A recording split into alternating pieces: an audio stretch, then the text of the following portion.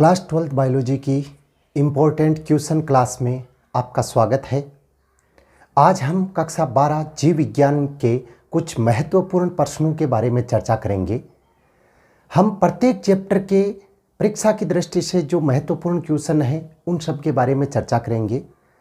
मैं हर चैप्टर के आप लोगों को एक एक ही वीडियो के माध्यम से कुछ महत्वपूर्ण प्रश्न बताऊंगा। उन्हीं प्रश्नों में से बोर्ड एग्जाम के अंदर प्रश्न पूछे जाएंगे। सबसे ज़्यादा हम ध्यान देंगे ऑब्जेक्टिव प्रश्न और रिक्त स्थान है उनके बारे में। तो एग्जाम के अंदर इस बार ऑब्जेक्टिव प्रश्न आएंगे। 10 ऑब्जेक्टिव प्रश्न आ रहे हैं 10 नंबर के। उसके पश्चात कुछ छोटे प्रश्न रिक्त स्थान भी आएंगे, तो उनके बारे में हम सबसे पहले चर्चा करेंगे। आज हम एक चैप्टर है जिसके बारे में सभी प्रश्नों के बारे में अध्ययन करेंगे। आज का अपना चैप्टर है 22वां, जिसका नाम है पाचन तंत्र। पाचन तंत्र। अब देखो, एक एक चैप्टर के बारे में कंप्लीट प्रश्न है वो देखेंगे कि जैसे आज की इस क्लास के अंदर 22वां चैप्टर है पाचन तंत्र, उसके जितने भी इंपॉर्टेंट प्रश्न हैं उन सब के बारे में हम चर्चा कर लेंगे। आगे की क्लास के अंदर कोई नया चैप्टर उसके बारे में चर्चा करेंगे। तो अब हम क्लास स्टार्ट करते हैं। सबसे पहले हम कुछ ऑब्जेक्टिव प्रश्न है उनके बारे में चर्चा करते हैं। मैं क्वेश्चन बोलूँगा, अगर आपको उसका जवाब आ रहा है तो हाथों हाथ कमेंट के अंदर आप कमेंट कर देना। अगर नहीं आ रहा है तो मैं उसका जवाब भी आपको बता दूंगा। सबसे पहला क्वेश्चन, मानव के दंत होते हैं। देखो, सबसे पहला प्रश्न है अपने, मानव के दांत होते हैं, वो किस प्रकार के होते हैं? मानव के दांत किस प्रकार के होते हैं? 4 ऑप्शन दे रहा हूँ। समदंती, विषमदंती, अ एवं ब दोनों, इसमें से कोई नहीं। तो इसका जवाब क्या होगा? विषमदंती। विषमदंती। अब देखो कारण क्या है, साथ में समझ लेना कि मानव के दांत है वो किस प्रकार के होते हैं? विषमदंती। मतलब 4 प्रकार के होते हैं, रदनक और कर्तक, चर्णवक और अग्रचर्णवक। 4 भाग हो गए। इसी कारण से मानव के दांत किस प्रकार के होते हैं? विषमदंती। दूसरा प्रश्न है, आहार नाल फैली होती है। बहुत इजी प्रश्न है। आहार नाल फैली होती है। ऑप्शन ए सुन्ना, मुख से गुदा तक, ब मुख से आमाशय तक, स मुख से छोटी आंत तक और द मुख से बड़ी आंत तक। तो बिल्कुल इजी प्रश्न है कि आहार नाल होती है। आहार नाल वो कहाँ तक से? मुख से प्रारंभ होती है और कहाँ तक फैली रहती है? गुदा तक ही फैली हुई रहती है। बिल्कुल इजी प्रश्न है कि आहार नाल है वो कहाँ से प्रारंभ होती है? मुख से प्रारंभ होती है और कहाँ तक फैली हुई रहती है? गुदा तक ही फैली हुई रहती है। नेक्स्ट तीसरा प्रश्न सुनना अच्छी तरह से, कि मानव का वह तंत्र जिसमें जटिल भोज्य पदार्थों को उनके सरल व अवशोषण योग्य पदार्थों में बदल दिया जाता है, उस तंत्र का नाम बताइए। तीसरा प्रश्न, उस तंत्र का नाम बताइए जिसके अंदर जटिल भोज्य पदार्थों को सरल भोज्य पदार्थों में बदला जाता है। ऑप्शन तंत्रिका तंत्र, पाचन तंत्र, श्वसन तंत्र, उत्सर्जन तंत्र। बिल्कुल इजी। जटिल भोज्य पदार्थों को सरल भोज्य पदार्थों में किस में बदला जाता है? पाचन तंत्र के अंदर। किस में बदला जाता है? पाचन तंत्र। तो सही क्या होगा? पाचन तंत्र, क्योंकि तंत्रिका तंत्र जिसमें आवेगों को पहुंचाया जाता है, श्वसन श्वास लेने के लिए, उत्सर्जन अपशिष्ट पदार्थों को बाहर निकालने के लिए, और पाचन तंत्र किस में काम आता है? जटिल भोज्य पदार्थ हैं उनको सरल भोज्य पदार्थों में बदलने के लिए। अगला प्रश्न, चौथा प्रश्न, जो इंपॉर्टेंट प्रश्न है, चौथा प्रश्न एग्जाम में आ भी सकता है। लैंगरहैंस द्वीप उत्पन्न होते हैं। लैंगरहैंस द्वीप उत्पन्न होते हैं। 4 ऑप्शन, ए टाइलिन, ब रेसिन, स इंसुलिन और द नमक का तेजाब। लैंगरहैंस द्वीप उत्पन्न करते हैं, मतलब लैंगरहैंस की दीपिकाएं कहाँ पे पाई जाती है? सबसे पहली बात तो ठीक है। उसके बाद में ये क्या उत्पन्न करती है? ठीक है, कौन सा हार्मोन है या जो भी एंजाइम है क्या उत्पन्न करती है? तो 4 मैंने ऑप्शन बताए हैं, टाइलिन, रेनिन, इंसुलिन, नमक का तेजाब। तो लैंगरहैंस की दीपिकाएं क्या उत्पन्न करती है? इंसुलिन। क्या उत्पन्न करती है? इंसुलिन। अगला प्रश्न, 5वां, मांसाहारी प्राणियों में अत्यंत विकसित होते हैं, मतलब मांसाहारी जीव होते हैं उनमें किस प्रकार के दांत विकसित होते हैं? ज्यादा विकसित कौन से दांत होते हैं?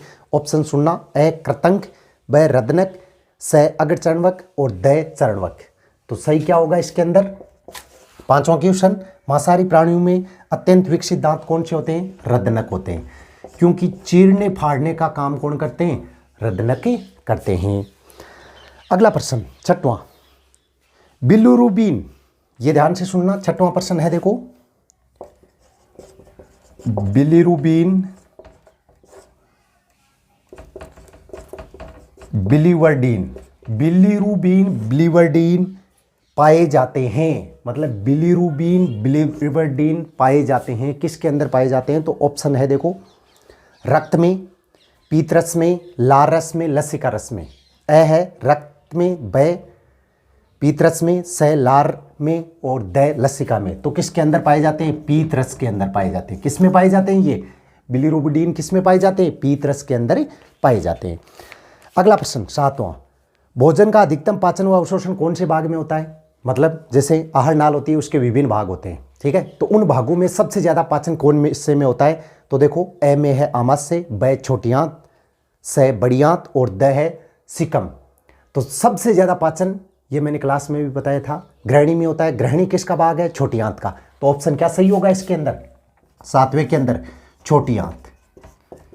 क्या सही होगा? ऑप्शन छोटी आंत। अगला प्रश्न, मानव शरीर की सबसे बड़ी ग्रंथि होती है, मानव शरीर की सबसे बड़ी ग्रंथि, ऑप्शन है ए यकृत, ब मस्तिष्क, स अग्नाशय और द थायराइड। तो सबसे बड़ी ग्रंथि कौन सी होती है? यकृत ग्रंथि होती है। याद रखना, सबसे बड़ी ग्रंथि कौन सी होती है? यकृत ग्रंथि होती है। मानव शरीर में सबसे बड़ी ग्रंथि कौन सी होती है? यकृत ग्रंथि।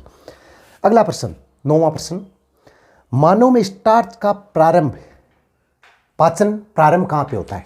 दोबारा सुनना, मानव में स्टार्च का पाचन प्रारंभ होता है, तो स्टार्च का पाचन कहाँ पे प्रारंभ होता है? ऑप्शन ए मुख से, ब आमाशय से, स गर्शिका से और द ग्रहणी से। तो मानव में स्टार्च होता है, ये प्रश्न नंबर है 9। स्टार्च, स्टार्च है, उसका पाचन प्रारंभ कहाँ से होता है? मुख से होता है। कहाँ से होता है? मुख से, ठीक है। अब देखो, ये प्रश्न है, जैसे मैं प्रश्न बोल रहा हूँ, आपको यदि इनका जवाब आ रहा है तो ऑप्शन है वो कमेंट के अंदर लिखिए, नहीं आ रहा है कोई बात नहीं, उसको समझिए अच्छी तरह से। बहुत सारे प्रश्नों के बारे में हम चर्चा करेंगे, बहुत सारे इंपॉर्टेंट प्रश्न, जैसे अभी हम पहले ऑब्जेक्टिव प्रश्न है उनके बारे में चर्चा करेंगे, उसके बाद में जो रिक्त स्थान के प्रश्न हैं उनके बारे में चर्चा करेंगे। इसलिए वीडियो को लास्ट तक देखना और अपने जितने भी फ्रेंड हैं उनके साथ में शेयर भी करना। तो पूरे वीडियो को देखना, क्योंकि ये क्लासें हैं आपके लिए बहुत ही ज़्यादा इंपॉर्टेंट होने वाली है एग्जाम की दृष्टि से, क्योंकि इन्हीं में से प्रश्न है वो पूछे जाएंगे। जैसे ये पाचन तंत्र वाला चैप्टर है, तो जो मैं ये प्रश्न बता रहा हूँ आपको, इनमें से कोई भी प्रश्न है वो बाहर नहीं जाएगा। अगला प्रश्न, प्रश्न नंबर 10, जठर रस, इंपॉर्टेंट है ये प्रश्न। जठर रस का पीएच कितना होता है? जठर रस है, उसका पीएच, ऑप्शन देखो, ए में ए 2, ब 4, स 6 और द 8। तो जठर रस का पीएच मान कितना होता है? 2 होता है, ठीक है। जठर रस का पीएच मान कितना होता है? 2। प्रश्न नंबर 11, कोलन की दीवार में थैलीनुमा संकुचन कहलाता है। कोलन की दीवार में थैलीनुमा संकुचन कहलाता है। ऑप्शन देखो, ए लिबरकुहन की दीवार, ब टीनी, स हास्ट्रा, द कर्मी रूपी प्रेसिचिका। तो ऑप्शन इसके अंदर सही क्या होगा? हास्ट्रा। प्रश्न दोबारा सुन लेना, कोलन की दीवार में थैलीनुमा संकुचन कहलाता है, तो हास्ट्रा। अगला प्रश्न 12वां, यकृत की बक्षी कोशिकाएं है, बक्षी कोशिकाएं जो भक्षण करती है, यकृत की बक्षी कोशिकाएं, ऑप्शन ए है एसिनर, ब हिपेटाइटिस, स कुफर और द यकृत पात्र। तो यकृत की बक्षी कोशिकाएं होती है, उनका नाम क्या होता है? कुफर। क्या होता है? बक्षी कोशिकाओं का नाम कुफर। यकृत की बक्षी कोशिकाएं, उनका नाम क्या होता है? कुफर। अगला 13वां प्रश्न है, वसा का पायसीकरण पीत द्वारा कहाँ पे होता है? वसा का पायसीकरण कहाँ पे होता है? तो ऑप्शन ए में ग्रहणी, ब आंत, स आमाशय और द यकृत। तो वसा का पायसीकरण कौन से भाग में होता है? आंत के अंदर होता है, ठीक है। वसा का पायसीकरण कौन से भाग में होता है? आंत में होता है। अगला प्रश्न 11वां, केसिन क्या है? केसिन क्या है? देखो, ऑप्शन ए में दूध शर्करा, ब दूध प्रोटीन, स दूध जीवाणु और द दूध वसा। तो केसिन होता है, केसिन याद रखना, ये केसिन होता है, वो क्या होता है? दुग्ध प्रोटीन होता है। एक क्या होता है? ये प्रोटीन होता है, प्रश्न नंबर 15, 14 प्रश्न हो गए। ट्रिप्सिनोजन एंजाइम स्त्रावित होता है। ट्रिप्सिनोजन एंजाइम है वो कौन सी ग्रंथि या कौन सा भाग है उसके द्वारा स्त्रावित होता है? ऑप्शन ए में आमाशय, ब ग्रहणी, स अग्नाशय और द यकृत। तो ट्रिप्सिनोजन एंजाइम है वो कौन से भाग से होता है? अग्नाशय से। कौन से भाग से स्त्रावित होता है? अग्नाशय भाग से स्त्रावित होता है।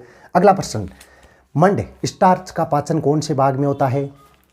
मंड स्टार्च का पाचन कौन से भाग में होता है? तो देखो आमाशय में बिल्कुल नहीं होता है, वह आमाशय व ग्रहणी में होता है लेकिन आमाशय में नहीं होता है, तो ये भी नहीं सही होगा। स मुख गुहिका एवं ग्रास नली, तो मुख गुहिका में होता है लेकिन ग्रास नली में नहीं होता है, तो ये भी नहीं सही होगा। और द है मुख गुहिका एवं ग्रहणी में, मतलब मुख गुहिका और ग्रहणी के अंदर स्टार्च है उसका पाचन होता है, तो ऑप्शन सही होगा द इसमें। 17वां प्रश्न, विटामिन सी किस रूप में पाया जाता है? प्रश्न नंबर है ये विटामिन सी के 17वां, विटामिन सी किस रूप में पाया जाता है? तो एस्कॉर्बिक अम्ल के रूप में। किस रूप में पाया जाता है? एस्कॉर्बिक अम्ल के रूप में विटामिन सी है वो पाया जाता है। अगला प्रश्न 18वां, मनुष्य में किस प्रकार के दांत होते हैं? तो देखो दांत जैसे जीवों के अंदर दांत पाए जाते हैं तो विभिन्न प्रकार के पाए जाते हैं। इसमें ऑप्शन देखो, अग्रदंती, गर्तदंती, बहुदंती और द है एक दंती। तो मनुष्य में किस प्रकार के दांत पाए जाते हैं? गर्तदंती। मनुष्य में किस प्रकार के दांत होते हैं? गर्तदंती। अगला प्रश्न है 19वां, आमाशय के भाग। तो आमाशय के कितने भाग होते हैं? 3 भाग होते हैं। अब देखो इसमें ऑप्शन क्या दिया है? कोर्डियक भाग, ब पाइलोरिक भाग, स फंडिस भाग और द उपरोक्त सभी। 3 ही भाग होते हैं, तीनों ऑप्शन में दिया हुआ है। और चौथा ऑप्शन है वो क्या है? उपरोक्त सभी। तो इसके अंदर सही कौन सा होगा? द होगा, उपरोक्त सभी। अगला है जेब्सकन अंग का संबंध होता है। ठीक है, जेब्सकन अंग का संबंध होता है ए में स्पर्श में, ब दाब में, स गंध में और द श्रवण में। तो गंध के अंदर किसका संबंध होता है? जेब्सकन अंग का संबंध किस में होता है? गंध के अंदर होता है। नेक्स्ट प्रश्न 21वां प्रश्न, मनुष्य का दंत सूत्र है। मनुष्य का दंत सूत्र है, देखो 4 ऑप्शन दिए हुए, सही कौन सा होगा? सभी को पता है, आई 2/2, सी 1/1, PM 2/2 और M 3/3 इंटू 2। ये होता है मनुष्य का दंत सूत्र। ठीक है, 22वां है, हिपेरिन का निर्माण होता है। ऑप्शन ए यकृत में, ब आमाशय में, स ग्रहणी में और द अग्नाशय में। हिपेरिन है उसका निर्माण कहाँ पे होता है? यकृत के अंदर होता है। हिपेरिन का निर्माण कहाँ पे होता है? यकृत में।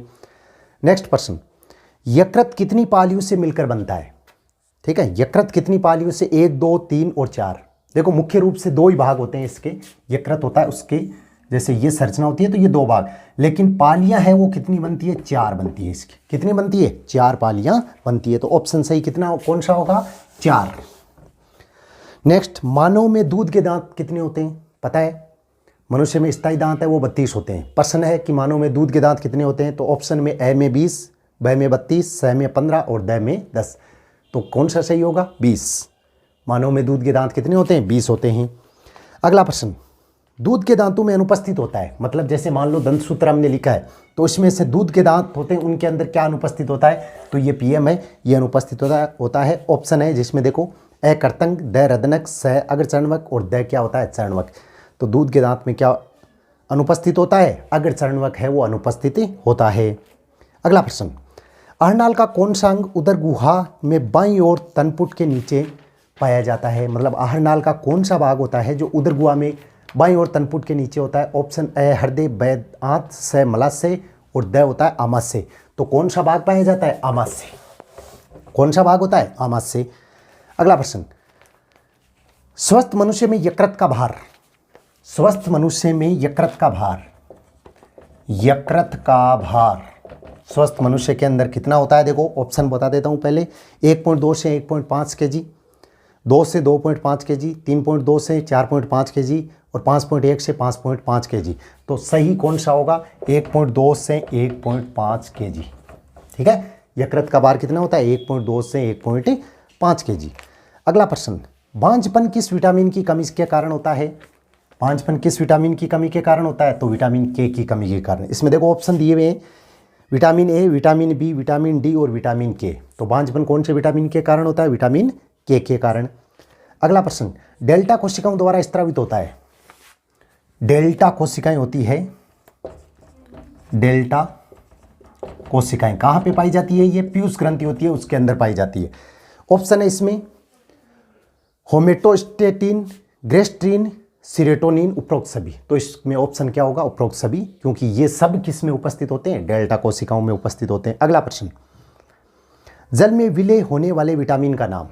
जल में विलय होने वाले विटामिन का नाम देखो, ऑप्शन दिया है vitamin B1, vitamin B12, vitamin B6 और उपरोक्त सभी। तो इसमें भी क्या होगा? उपरोक्त सभी, सभी सही है। तो देखो ये तो थे 30 ऑब्जेक्टिव प्रश्न। मानव के पाचन तंत्र 22वां चैप्टर है, उसके अंदर ये 30 ऑब्जेक्टिव प्रश्न थे, जिनसे बाहर प्रश्न नहीं जाएगा। ये अपनी 100% गारंटी है कि इससे बाहर एक भी प्रश्न नहीं जाएगा। ऑब्जेक्टिव प्रश्नों के बारे में हमने चर्चा कर ली। अब भी अपने पेपर के अंदर 3 रिक्त स्थान भी आएगी, तो उन रिक्त स्थानों के बारे में हम चर्चा करते हैं। देखो सबसे पहला, मुख गुहिका के ऊपरी भाग को रिक्त स्थान कहते हैं। खालिस्तान दी हुई है, मुख गुहा के ऊपरी भाग को खालिस्तान कहते हैं। क्या कहते हैं? तालु कहते हैं। ठीक है, मुख गुहिका होती है, उसमें कितने भाग होते हैं? 3 होते हैं, जीभ, दांत और तालु। ठीक है, तो जो सबसे ऊपरी भाग होता है उसका क्या बोलते हैं? तालु। तो ऑप्शन सही क्या होगा? तालु। देखो मुख गुहिका के ऊपरी भाग को तालु कहते हैं। अगला प्रश्न, श्वास नली में भोजन परिवेश को खालिस्तान द्वारा रोका जाता है। श्वास नली में भोजन परिवेश को खालिस्तान द्वारा रोका जाता है। तो खालिस्तान में क्या सही होगा? घाटी ढक्कन। घाटी मतलब जब हम भोजन को ग्रहण करते हैं तो श्वास नली होती है, उसमें भोजन ना जाए तो वहां पे एक ढक्कन पाया जाता है, जिसको क्या बोला जाता है? घाटी ढक्कन। तो रिक्त स्थान में क्या आएगा? घाटी ढक्कन। अगला प्रश्न, यकृत का निर्माण भ्रूण की खालिस्तान से होता है। यकृत का निर्माण भ्रूण की खालिस्तान से होता है। तो यकृत का निर्माण किससे होता है? एंडोड्रम से। खालिस्तान में क्या आएगा? एंडोड्रम। अगला प्रश्न, स्कर्वी रोग खालिस्तान विटामिन की कमी से होता है। तो स्कर्वी रोग है वो कौन से विटामिन की कमी के कारण होता है? तो स्कर्वी रोग विटामिन सी की कमी के कारण। तो खालिस्तान में क्या आ जाएगा? सी। अगला प्रश्न, कशेरुकियों के शरीर में सबसे कठोर भाग खालिस्तान कहते हैं। मतलब हमारे शरीर के अंदर सबसे कठोर भाग कौन होता है? दांतों का इनेमल। तो खालिस्तान में क्या आ जाएगा? इनेमल। अगला प्रश्न, पीत खालिस्तान के पायसीकरण तथा अवशोषण में सहायक होता है। अब पीत है वो किसके पायसीकरण और अवशोषण में सहायक होता है? तो खालिस्तान में क्या आ जाएगा? वसा। अगला प्रश्न, पोषक पदार्थों के जीवद्रव्य का भाग बनाने की प्रक्रिया खालिस्तान कहलाती है। पोषक पदार्थों के जीवद्रव्य का भाग बनाने की प्रक्रिया खालिस्तान कहलाती है। तो क्या कहलाती है? स्वांगीकरण। क्या कहलाती है? स्वांगीकरण। अगला प्रश्न, भोजन निगलने की क्रिया खालिस्तान कहलाती है। तो डिग्लूप्सन। ध्यान रखना, डिग्लूटिप्सन। भोजन निगलने की प्रक्रिया डिग्लूटिप्सन। अगला प्रश्न, एमाइलेज एंजाइम खालिस्तान पर कार्य करता है। तो एमाइलेज एंजाइम है वो कार्बोहाइड्रेट पर कार्य करता है। तो खालिस्तान में आ जाएगा कार्बोहाइड्रेट। और अगला प्रश्न होता है, ट्रिप्सिन रिक्त स्थान द्वारा स्त्रावित होता है। तो ट्रिप्सिन अग्नाशय होता है, उसके द्वारा स्त्रावित होता है। मतलब कौन सी ग्रंथि द्वारा होता है? अग्नाशय। तो खालिस्तान में क्या आ जाएगा? अग्नाशय। तो देखो ये कुछ इंपॉर्टेंट खालिस्तानें भी थी, जो कौन सी थी? अपने कौन से चैप्टर के अंदर? 22वां चैप्टर है, उसके अंदर कुछ खालिस्तान थी जो महत्वपूर्ण थी, उनके बारे में हमने चर्चा कर ली है। आगे आज देखो हमने क्या चर्चा किया, केवल और केवल हम लोगों ने एक तो ऑब्जेक्टिव प्रश्न थे उनके बारे में चर्चा किया। दूसरा जो खालिस्तान थी, जितने भी रिक्त स्थान आती है एग्जाम के अंदर, उन सब के बारे में हमने चर्चा की।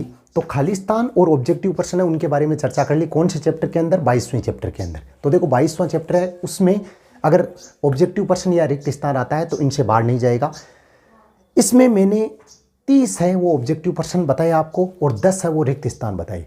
इन 40 में से आपके कितने सही है, आपको कितने आ रहे हैं, वो आप कमेंट के अंदर लिखना कि भाई मेरे को पहले से इतने आ रहे हैं। अगर नहीं आ रहे हैं तो कोई बात नहीं, इन सब को याद कर लो, अच्छी तरह से समझ लो। अगर इसके अंदर कोई नहीं समझ में आता है कुछ, तो वो भी आप पूछ सकते हो। अपने जितने भी फ्रेंड हैं उनके साथ में इस क्लास को शेयर करो, जिससे उनको भी इसका बेनिफिट मिले। और आगे प्रत्येक चैप्टर की क्लासें हैं वो इसी प्रकार से चलती रहेगी। हर चैप्टर को हम इसी प्रकार से पहले ऑब्जेक्टिव और रिक्त स्थान है उनको सोल्व करेंगे, उसके बाद में आगे के प्रश्न हैं उनको भी सोल्व करेंगे। धन्यवाद।